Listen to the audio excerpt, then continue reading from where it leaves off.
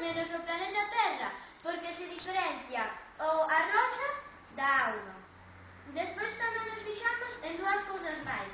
A primeira é que cada planeta ten os seus satélites correspondentes menos Xúpiter, que ten máis de 60 e non nos cabería. Despois tamén nos fixamos nestes dos planetas, Saturno e Urano, que en realidade non deberían de ter o sistema de anéis porque é unha capa de pó e de rocha.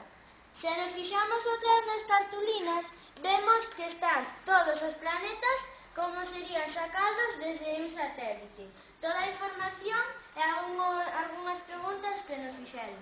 Si tedes algunha pregunta?